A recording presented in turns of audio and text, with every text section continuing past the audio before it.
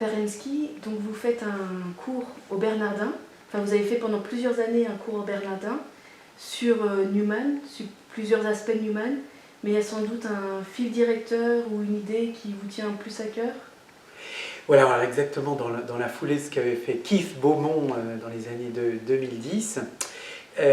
Mon fil conducteur de ce cours d'introduction à la vie et aux œuvres de Newman a été principalement Newman, prophète de Vatican II, mais chaque fois avec une thématique particulière.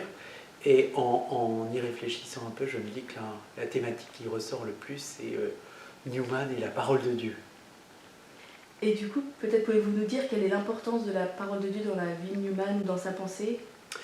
Eh bien, très simplement, on peut dire que c'est tout le cheminement, d'abord le cheminement personnel de conversion de Newman, qui, comme nous le lisons sur son épitaphe, il va aller progressivement des ombres et des images vers ou dans la vérité tout entière, en se laissant transformer par la parole de Dieu, qui petit à petit accorde son cœur au cœur de Dieu, pour le dire simplement. Accorde son cœur au cœur de Dieu, donc là vous faites référence à sa devise de cardinal. Alors voilà, oui, on y reviendra, effectivement, ça me semble tout à fait important.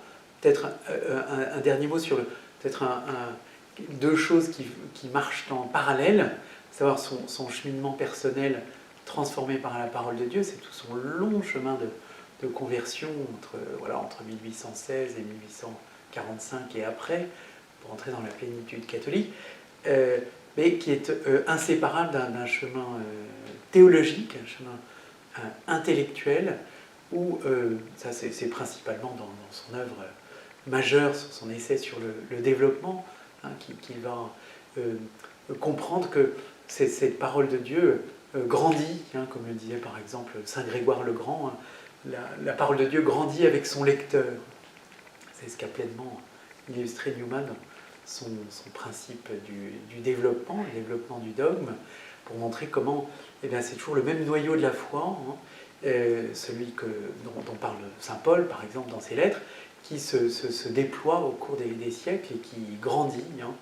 Newman a toutes ces images végétales ou ces images de croissance humaine ou biologique, pour dire que ce qui a grandi est toujours le même que ce qui a germé, ce qui est né, selon les principes sur lesquels il s'appuie, à savoir surtout dans notre pays, Saint Vincent de Lérins au 5e siècle.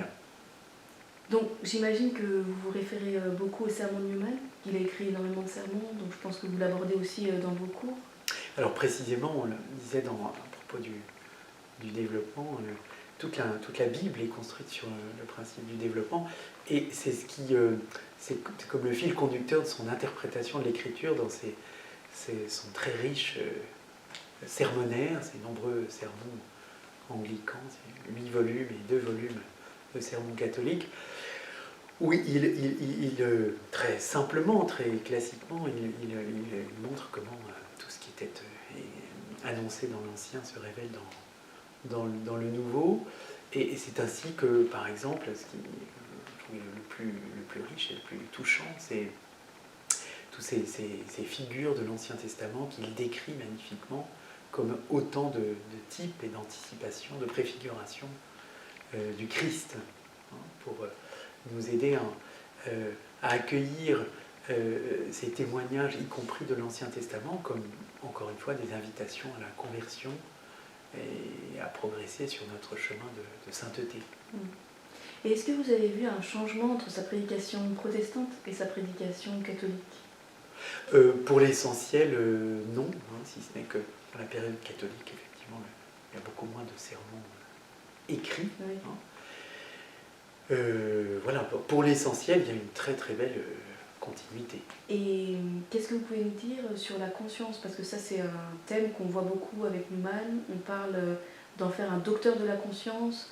Donc ça aussi, il en parle dans sa lettre au duc de Norfolk. Donc comment vous abordez ce point-là avec les étudiants?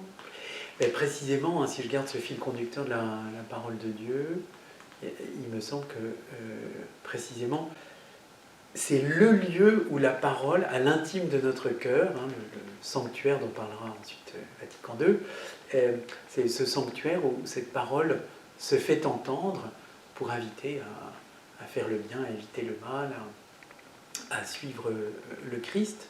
Hein, ce lieu très intime où se noue j'aime bien dire ce dialogue, parce que effectivement le Seigneur, on l'éprouve dans la prière personnelle, et il l'a éprouvé à sa manière, le Seigneur ne nous jette pas des messages à la figure, il s'adresse personnellement à notre cœur, hein, c'est ce qu'il disait c'est ce qui ressort de son admiration, par exemple, pour la figure de Saint François de Sales, auquel il emprunte justement sa devise, hein, le cœur parle au cœur. Hein, et c'est précisément lorsque, dans l'humilité, on s'ouvre à cette voix de l'autre avec un grand A, la voix de Dieu, que précisément on peut suivre sa conscience, qui n'est pas simplement un égoïsme sincère et éclairé, mais bien la faculté de se tourner librement vers le Seigneur et de faire sa volonté. Alors précisément, en rebondissant sur cette question de la conscience, et comme je l'esquissais déjà, j'aime à dire que effectivement cette devise est très, très essentielle, parce que non seulement elle dit quelque chose de ce que le Seigneur nous dit à chacun d'entre nous personnellement, mais c'est aussi, comme le disait Don Butler, bon connaisseur de Newman juste après le concile, disait que c'est non seulement cette devise magnifique se décline non seulement dans le rapport personnel au Seigneur, comme on l'entend dans l'Exode, hein, Dieu parlait à Moïse comme un ami parle à un ami, hein, le cœur qui parle au cœur. Donc, non seulement le rapport personnel, mais aussi cette parole que Dieu adresse à son Église, et non seulement à son Église, mais par elle, au monde entier, par elle, à tous les hommes de bonne volonté. Il me semble qu'il y a un moment, et ça fait longtemps, où Newman disait justement qu'on ne va jamais mourir pour des principes, qu'il faut que le cœur soit touché pour agir. En fait, que le cœur, c'était le lieu où l'action se décidait. Il me semble qu'on agit sur les sentiments qu'on a dans le cœur. Mais bon, il faudrait retrouver la référence exacte. Oui, alors c'est vrai qu'on peut le redire comme cela. On peut redire aussi ce que, d'ailleurs, comment Newman a beaucoup honoré la figure des femmes qui se tournent vers le Seigneur. Je pense à son roman Calista, où l'héroïne éponyme entend la voix de quelqu'un et elle reconnaît la présence de quelqu'un, hein, vers laquelle elle va se tourner. Alors que, voilà, à cette époque-là, au IIIe siècle, c'est une question de vie ou de mort. Enfin, on risque sa vie à se tourner vers le Seigneur, mais on ne se tourne vers lui que si on entend quelqu'un qui nous parle personnellement. Très bien, merci beaucoup. Merci à vous, Camille.